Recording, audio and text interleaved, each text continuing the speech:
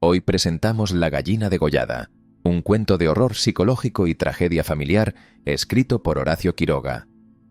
A través de una historia marcada por el descuido, el resentimiento y la fatalidad, el autor nos muestra las terribles consecuencias de la indiferencia y el rechazo.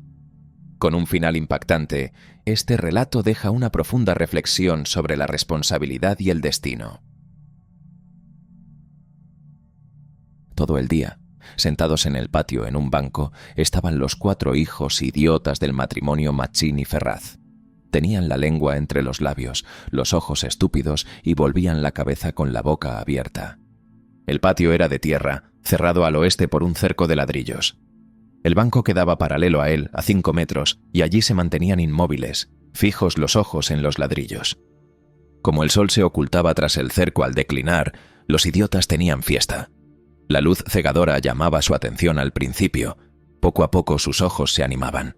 Se reían al fin estrepitosamente, congestionados por la misma hilaridad ansiosa, mirando el sol con alegría bestial, como si fuera comida. Otras veces, alineados en el banco, zumbaban horas enteras, imitando al tranvía eléctrico. Los ruidos fuertes sacudían a sí mismo su inercia y corrían entonces, mordiéndose la lengua y mugiendo, alrededor del patio. Pero casi siempre estaban apagados en un sombrío letargo de idiotismo, y pasaban todo el día sentados en su banco, con las piernas colgantes y quietas, empapando de glutinosa saliva el pantalón. El mayor tenía 12 años y el menor 8. En todo su aspecto sucio y desvalido se notaba la falta absoluta de un poco de cuidado maternal. Esos 4 idiotas, sin embargo, habían sido un día el encanto de sus padres. A los 3 meses de casados, Mazzini y Berta orientaron su estrecho amor de marido y mujer y marido hacia un porvenir mucho más vital, un hijo. Qué mayor dicha para 2 enamorados que esa honrada consagración de su cariño, libertado ya del vil egoísmo, de un mutuo amor sin fin ninguno, y lo que es peor para el amor mismo, sin esperanzas posibles de renovación. Así lo sintieron Mazzini y Berta, y cuando el hijo llegó, a los 14 meses de matrimonio, creyeron cumplida su felicidad. La criatura creció, bella y radiante, hasta que tuvo 1 año y medio. Pero en el 20º mes, sacudiéronlo una noche convulsiones terribles, y a la mañana siguiente no conocía más a sus padres. El médico lo examinó con esa atención profesional que está visiblemente buscando la causa del mal en las enfermedades de los padres. Después de algunos días, los miembros paralizados recobraron el movimiento.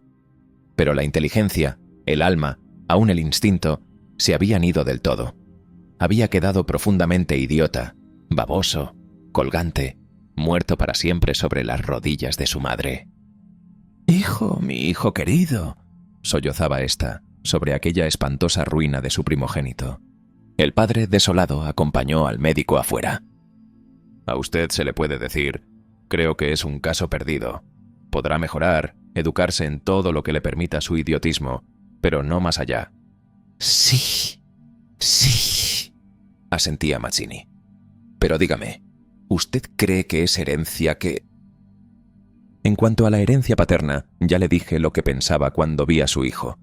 Respecto a la madre, hay allí un pulmón que no sopla bien. No veo nada más, pero hay un soplo un poco rudo. Hágala examinar bien. Con el alma destrozada de remordimiento, Mazzini redobló el amor a su hijo, el pequeño idiota que pagaba los excesos del abuelo.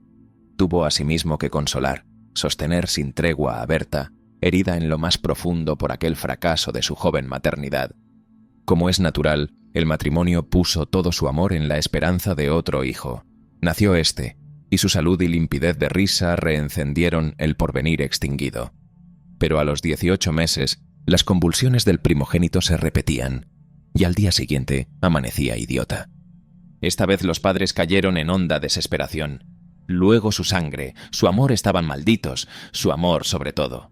28 años él, 22 ella, y toda su apasionada ternura no alcanzaba a crear un átomo de vida normal. Ya no pedían más belleza e inteligencia como en el primogénito. Pero un hijo como todos. Del nuevo desastre brotaron nuevas llamaradas de dolorido amor, un loco anhelo de redimir de una vez para siempre la santidad de su ternura. Sobrevinieron mellizos y punto por punto repitióse el proceso de los 2 mayores. Mas, por encima de su inmensa amargura, quedaba a Mazzini y Berta gran compasión por sus 4 hijos. Hubo que arrancar del limbo de la más honda animalidad, no ya sus almas, sino el instinto mismo abolido. No sabían deglutir, cambiar de sitio, ni aún sentarse. Aprendieron al fin a caminar, pero chocaban contra todo, por no darse cuenta de los obstáculos. Cuando los lavaban mugían hasta inyectarse de sangre el rostro. Animábanse solo al comer o cuando veían colores brillantes u oían truenos. Se reían entonces, echando afuera lengua y ríos de baba, radiantes de frenesí bestial. Tenían, en cambio, cierta facultad imitativa, pero no se pudo obtener nada más. Con los mellizos pareció haber concluido la aterradora descendencia. Pero pasados 3 años, desearon de nuevo ardientemente otro hijo, confiando en que el largo tiempo transcurrido hubiera aplacado a la fatalidad. No satisfacían sus esperanzas, y en ese ardiente anhelo que se exasperaba, en razón de su infructuosidad, se agriaron. Hasta ese momento cada cual había tomado sobre sí la parte que le correspondía en la miseria de sus hijos, pero la desesperanza de redención ante las 4 bestias que habían nacido de ellos echó afuera esa imperiosa necesidad de culpar a los otros, que es patrimonio específico de los corazones inferiores. Iniciáronse con el cambio de pronombres. Tus hijos. Y como a más del insulto había la insidia, la atmósfera se cargaba. «Me parece», díjole una noche Mazzini, que acababa de entrar y se lavaba las manos, «que podrías tener más limpios a los muchachos». Berta continuó leyendo como si no hubiera oído. «Es la primera vez», repuso al rato, «que te veo inquietarte por el estado de tus hijos». Mazzini volvió un poco la cara a ella con una sonrisa forzada. «De nuestros hijos, me parece». «Bueno, de nuestros hijos. ¿Te gusta así?», alzó ella los ojos. Esta vez Mazzini se expresó claramente. «Creo que no vas a decir que yo tenga la culpa, ¿no?» «Ah, no», se sonrió Berta, muy pálida. «Pero yo tampoco, supongo». «No faltaba más», murmuró. «¿Que no faltaba más?» «Que si alguien tiene la culpa, no soy yo, entiéndelo bien. Eso es lo que te quería decir». Su marido la miró un momento con brutal deseo de insultarla. «¡Dejemos!», articuló secándose por fin las manos. «Como quieras, pero si quieres decir...» «¡Berta!». «Como quieras». Este fue el primer choque y le sucedieron otros. Pero en las inevitables reconciliaciones, sus almas se unían con doble arrebato y locura por otro hijo. Nació así una niña. Vivieron 2 años con la angustia a flor de alma, esperando siempre otro desastre. Nada acaeció, sin embargo, y los padres pusieron en ella toda su complacencia, que la pequeña llevaba a los más extremos límites del mimo y la mala crianza. Si aún en los últimos tiempos Berta cuidaba siempre de sus hijos, al nacer Bertita, olvidóse casi del todo de los otros. Su solo recuerdo la horrorizaba, como algo atroz que la hubieran obligado a cometer. A Mazzini, bien que en menor grado, pasábale lo mismo. No por eso la paz había llegado a sus almas. La menor indisposición de su hija echaba ahora afuera, con el de terror de perderla, los rencores de su descendencia podrida. Habían acumulado y él sobrado tiempo para que el vaso no quedara distendido, y al menor contacto el veneno se vertía afuera.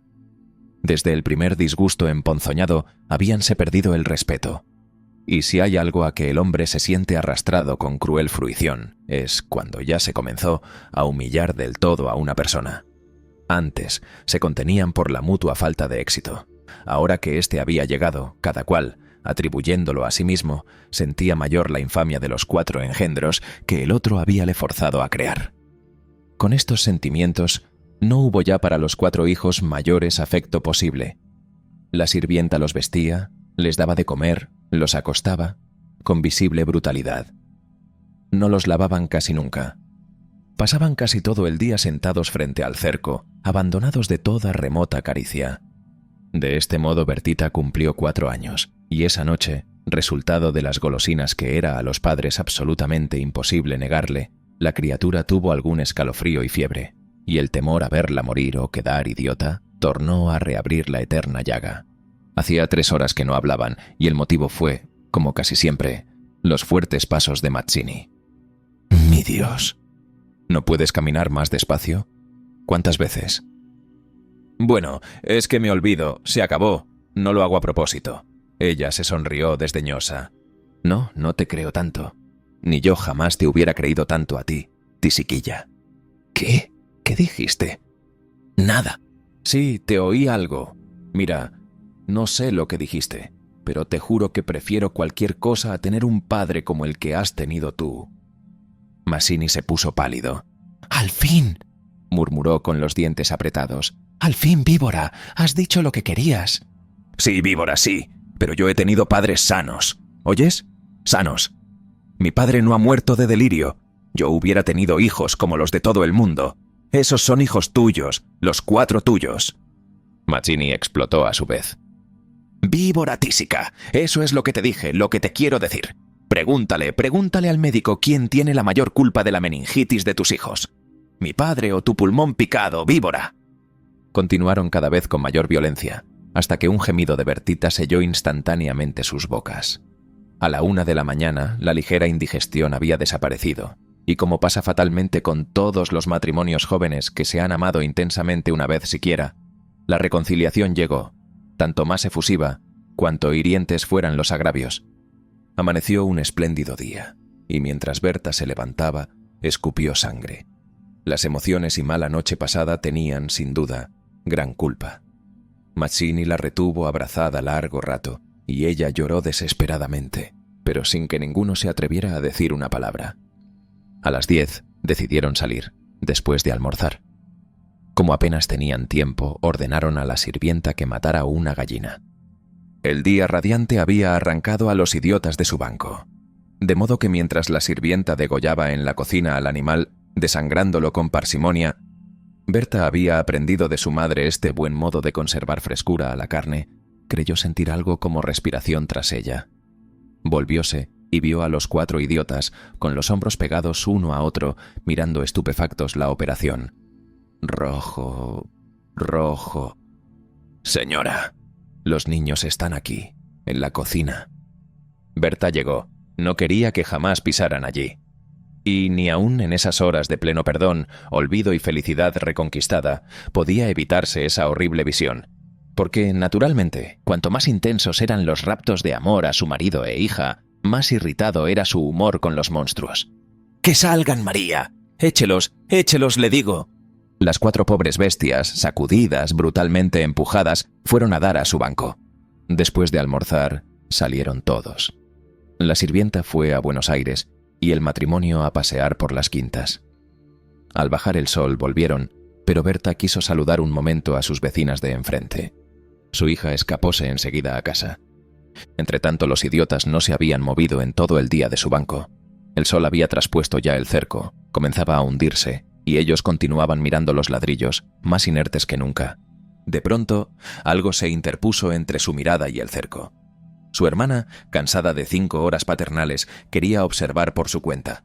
Detenida al pie del cerco, miraba pensativa la cresta. Quería trepar, eso no ofrecía duda. Al fin decidióse por una silla desfondada, pero faltaba aún. Recurrió entonces a un cajón de querosene y su instinto topográfico hízole colocar vertical el mueble, con lo cual triunfó. Los 4 idiotas, la mirada indiferente, vieron cómo su hermana lograba pacientemente dominar el equilibrio y cómo en puntas de pie apoyaba la garganta sobre la cresta del cerco, entre sus manos tirantes. Viéronla mirar a todos lados y buscar apoyo con el pie para alzarse más. Pero la mirada de los idiotas se había animado. Una misma luz insistente estaba fija en sus pupilas.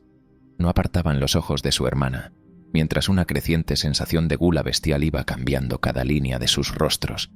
Lentamente avanzaron hacia el cerco. La pequeña, que habiendo logrado calzar el pie, iba ya a montar a horcajadas y a caerse del otro lado, seguramente sintióse cogida de la pierna. Debajo de ella, los 8 ojos clavados en los suyos le dieron miedo. «¡Suéltame! ¡Déjame!», gritó sacudiendo la pierna, pero fue atraída. «¡Mamá! ¡Ay, mamá! ¡Mamá, papá!», lloró imperiosamente. Trató aún de sujetarse del borde, pero sintióse arrancada y cayó. «¡Mamá! ¡Ay! No pudo gritar más. Uno de ellos le apretó el cuello, apartando los bucles como si fueran plumas, y los otros la arrastraron de una sola pierna hasta la cocina, donde esa mañana se había desangrado a la gallina, bien sujeta, arrancándole la vida segundo por segundo. Mazzini, en la casa de enfrente, creyó oír la voz de su hija. «Me parece que te llama», le dijo a Berta. Prestaron oído, inquietos, pero no oyeron más.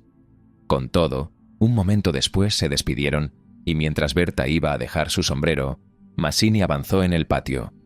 «Bertita». Nadie respondió. «Bertita». Alzó más la voz, ya alterada, y el silencio fue tan fúnebre para su corazón siempre aterrado que la espalda se le heló de horrible presentimiento. «Mi hija, mi hija», corrió ya desesperado hacia el fondo. Pero al pasar frente a la cocina, vio en el piso un mar de sangre. Empujó violentamente la puerta entornada y lanzó un grito de horror. Berta, que ya se había lanzado corriendo a su vez al oír el angustioso llamado del padre, oyó el grito y respondió con otro. Pero al precipitarse en la cocina, Mazzini, lívido como la muerte, se interpuso conteniéndola. «¡No entres! ¡No entres!». Berta alcanzó a ver el piso inundado de sangre. Solo pudo echar sus brazos sobre la cabeza y hundirse a lo largo de él con un ronco suspiro.